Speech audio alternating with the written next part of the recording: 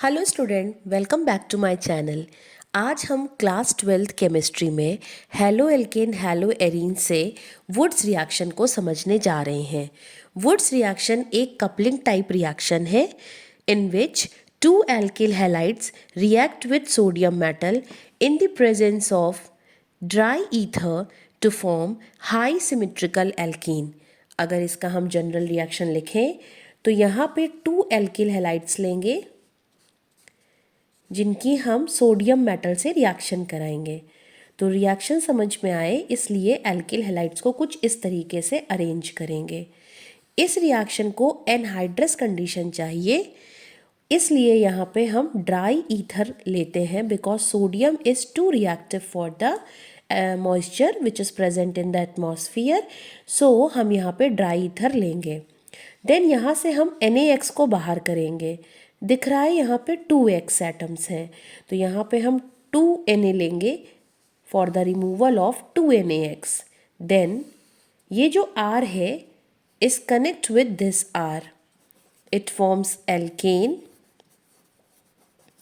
Plus 2NaX। तो ये general reaction है कि two alkyl halides sodium metal से रिएक्शन कर रहा है ड्राई ईथर की प्रेजेंस में and it give higher symmetrical alkane. अगर हम इसकी मैकेनिज्म की बात करें तो मैकेनिज्म में सबसे पहले ये जो सोडियम मेटल है it converted into their cation by the removal of electron. क्योंकि यहाँ पे 2 सोडियम दिख रहे हैं तो हम यहाँ पे 2Na से 2Na प्लस और 2 इलेक्ट्रॉन्स को बाहर करेंगे। Then one of the electron transfer हो जाएगा इस Rx को। तो जब ये इसमें ट्रांसफ़र हो जाएगा ये जो बॉन्ड पेयर है ये शिफ्ट हो जाएगा X के ऊपर। As a result R radical बन जाएगा और ये जो X माइनस यहाँ से बाहर जाएगा वो कनेक्ट हो जाएगा Na प्लस के साथ, तो ये NaX का फॉर्मेशन कर लेगा। देन इस R रेडिकल पर एक जो और इलेक्ट्रॉन है, एक तो यहाँ पे ट्रांसफ़र किया था, एक जो और इलेक्ट्रॉन बचा वो फिर ट्रांसफ़र होगा इस रेडिकल को, तो ये जो है कार्बोनियम आयन बन जाएगा, आयन बन जाएगा एक।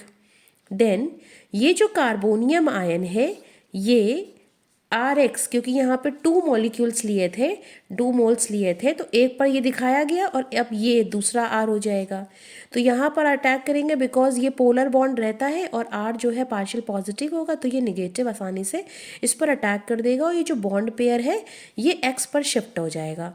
तो यहाँ पे R ने नया अप्रोच किया R के साथ और बॉन्ड बना लिया, प्लस ये जो X माइनस निकलेगा वो सेकेंड Na प्लस जो यहाँ पे एक तो यहाँ पे यूज़ किया था अब एक बचा हुआ है उसके साथ रिएक्शन करके NaX बना लेगा। तो रिएक्शन में दिखाई दे रहा है मैकेनिज्म में ये एल्केन का फॉर्मेशन हो गया और 2 मॉलिक्यूल ऑफ NaX, तो एक ये NaX है एक ये NaX है। So it is the mechanism of Wurtz reaction. अगर हम एग्जाम्पल की बात करें तो यहाँ पे R एल्किल ग्रुप है, तो एल्किल सपोज यहाँ पे CH3 लिया, CH3Cl react with the sodium metal और 2 मॉलिक्यूल्स लेंगे, इस तरीके से अरेंज कर दिया यहाँ पे इन the presence of dry ether. तो यहाँ पे हमें ड्राई ईथर लेना है। देन यहाँ से हम NaCl को बाहर कर देंगे and CH3 connect with CH3, CH3 connect with CH3 plus 2 molecule of NaCl, ये क्या बन गया, इथेन बन गया। तो यहाँ पे हम सिमेट्रिकल एल्केन का फॉर्मेशन करेंगे। अगर हम अनसिमेट्रिकल एल्केन बना तो सकते हैं बट वो बहुत ज़्यादा वैल्यूएबल नहीं होगा। क्यों नहीं होगा देखते हैं। उसके लिए यहाँ पे हमें डिफरेंट एल्किल हैलाइड्स लेने होंगे। अगर हम यहाँ पे डिफरेंट एल्किल हैलाइड्स लें, सपोज हमने यहाँ पे मेथिल आयोडाइड लिया, it react with sodium metal, और यहाँ पे एथिल आयोडाइड लेते हैं C2H5। ओके, ये रिएक्शन कर रहे हैं ड्राई ईथर की प्रेजेंस में। तो जो मोस्ट एक्सपेक्टेड प्रोडक्ट है वो क्या होगा कि यहाँ से 2NaI बाहर हो जाएगा और ये R जो है कनेक्ट हो जाएगा इस कार्बन से, तो ये क्या रहेगा CH3 सिंगल बॉन्ड, इसको हमने CH2CH3 के फॉर्म में लिख देना है, प्लस 2NaI। तो जो प्रोडक्ट बनेगा 3 कार्बन है और सारे single bond, that is propane, तो प्रोपेन बन गया यहाँ पर। लेकिन कुछ चांसेस ये भी रहेंगे कि इस प्रोडक्ट के साथ साथ साइड प्रोडक्ट्स भी बनेंगे। हो सकता है कि ये जो मेथिल आयोडाइड है ये इसकी भी रिएक्शन चल रही होगी कुछ अपने खुद के मॉलिक्यूल के साथ, मतलब इस टाइप से चल रही होगी रिएक्शन। तो यहाँ से 2Na बाहर जाएगा और यहाँ से एथेन मिलेगा, CH3 single bond CH3 dry ether ले लेंगे, प्लस 2Na। तो प्रोपेन के साथ एथेन भी मिल सकता है। देन एक और कंडीशन है कि यहाँ जो एथिल आयोडाइड लिया है यानी कि CH3CH2I, इसकी भी सेम मॉलिक्यूल के साथ रिएक्शन चल रही हो इस तरीके से। यहाँ पे भी ड्राई ईथर लेंगे और ये 2Na बाहर कर देंगे। तो यहाँ क्या बनेगा, ब्यूटेन बनेगा, यानी कि CH3 CH2 CH2 CH3 plus 2Na। तो यहाँ पर ये क्या बन रहा है, ये बन रहा है ब्यूटेन, इट इज़ ब्यूटेन।